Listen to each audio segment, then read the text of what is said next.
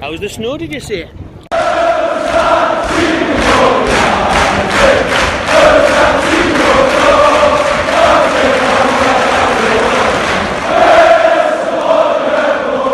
Buongiorno everyone. Typical Newcastle trying to ruin my time abroad here. You know, I finally got a W the other day, and then now the injury news is broke. Wilson, Schar and Manquillo are out for 8 weeks. Have a look, there's any shark training, hopefully not, you know. Sorry everyone, I am sorry, okay. That may not go down too well. 30 degrees in the sun, in the sea. These are in snow. I don't know, the pictures of the snow look nice now. Time Bridge and that looks nice. All covered in snow. Obviously, please remember I am out here for work. I may not look like it yet. I'd recommend anyone just to come out here for work, to be fair. Like, if you can, just work at a bar or something. Anything. Just to get out of UK lockdown. Obviously, got that hotel quarantine rules to come back for now, so that's not going to be good. We have to pay £2 to stay in a hotel for 10 days, so might be out here longer than a month. Anyways indeed. I didn't think I'd do the full video in the ocean. Probably would have been a bit weird, really. Didn't want to rub it in too much. Sorry everyone for that. But we're here to talk about the obviously horrific injury news that has been broken today by Newcastle United and Bruce at the press conference ahead of Monday night's trip to Chelsea. And that is obviously star striker Callum Wilson ruled out for 8 weeks. 8 weeks without Callum Wilson, man. Jesus, just when you think things might be on the up. Do you know what I mean? Like I say, we've been starting to get a bit of rhythm up front as well, with him and Almiron getting amongst the goals, and obviously St. Maximin to come back, Fraser getting fitter by the week. And then this happens. The star man, Wilson's been involved in 75% of Newcastle's goals this season, so the blow is massive. There's no undermining the impact of this blow, because 2 months now without our star striker, someone who single-handedly kept us alive this season, really kept out the relegation zone. You'd point to him and Carl Darlow at the other end, really. Without Wilson's goals, it would just be 0-0s with Darlow, or 1-0s, whatever it may be.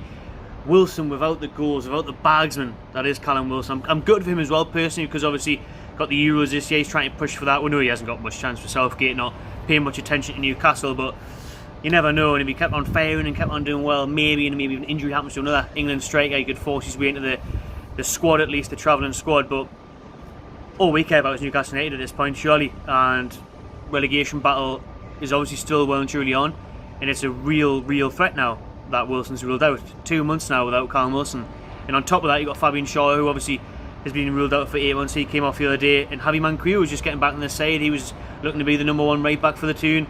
He's ruled out again. Unlucky 8 weeks for everyone here.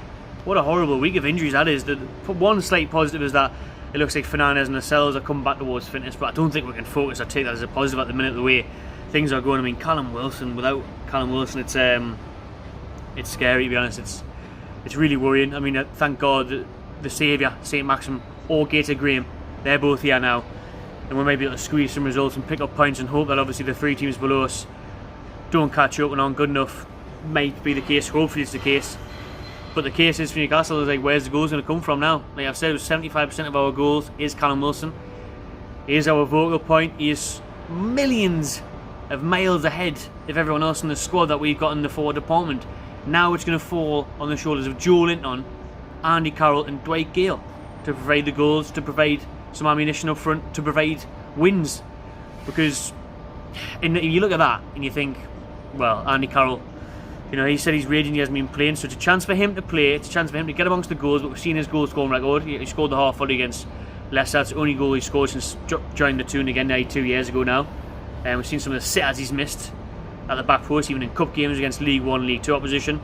You look at Dwight Gale. Dwight Gale is the obvious answer for me. Dwight Gale is someone who's got the pace, who's got the legs, also prone to an injury, so you could see him probably getting ruled out. But he's one that can run in between the lines, make things happen, good movement.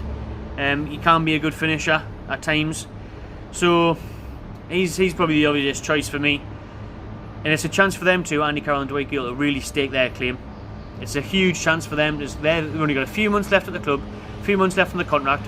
Whether they want to renew and get a new deal at Newcastle, score a few goals, or put us on the shop window.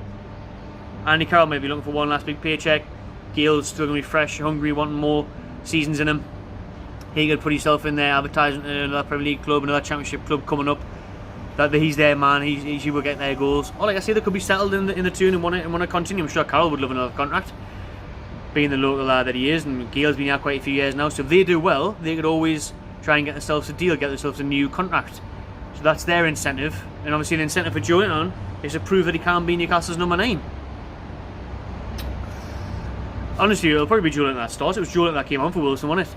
I don't think many fans will be happy about that, but we obviously love Joelinton to do well and come in and start scoring goals, but let's be honest, that's not going to happen, is it?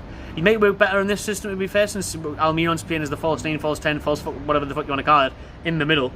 And then obviously Wilson's on the right, Saint on the left, Fraser or whatever. So you could mix and match. You could still maybe just play, you could maybe even play Fraser, Almiron and St. Maximin as your front 3. Because then obviously Miggy's still in the middle, scoring goals, doing well at the minute. Just became a dad. Congratulations, Almiron, for that. And you've got the other 2 there as well. So either on the wing, they could provide an option. So hopefully there's useful things there for Newcastle that they can make use of it and do well. But we'll have to wait and see. It's a killer blow. It's not what I wanted here out here in Dubai. You know, run me jail a little bit, yeah. 4 hours ahead. All seriousness, I hope everyone's doing well in lockdown. Hope you're keeping safe, keeping sane. I've seen everyone's going out sledging. That looked good, to be fair. A little bit jealous, a little bit not really that bad. But you know, at least it was nice. At least it was snowing instead of just raining. You know what I mean? Don't want the snow to last too long though. But let us know in the comments how everyone's getting on. Your reaction to the news that Wilson is injured for 8 weeks alongside Schar and Manquillo. And again, this just points out the absolute shit show and mess that is Mike Ashley's Newcastle United, because we're always relying on one man too heavily. If we had brought in a bit of cover, someone even, you know, just over half the quality of Wilson, then we might have been alright, might have had a bit more chance, might have had a bit more faith. But when you look at our bench, Joe, Carroll and Gale, there's not much hope there, is there? We could have brought someone in. We should have better strikers at the club than these players, because we rely so heavily on Wilson and his goals, because no other of our forwards scoring really, apart from Gale. Gale's came in really and done well now and again, hasn't he? But we'll see out of that. It's not pleasant, is it? It's not good. It's sitting in all seriousness, it is. It's an absolute stinker. Stinky news heading into the next couple of months. Obviously the relegation battle heating up and stuff. It's a good job I got that win over Southampton the other day, and a couple of tough games coming up, so we'll wait and see how we get on and see what else comes out from the club. Cheers for watching, everyone. Subscribe to the Mike My Channel TV and enjoy yourself.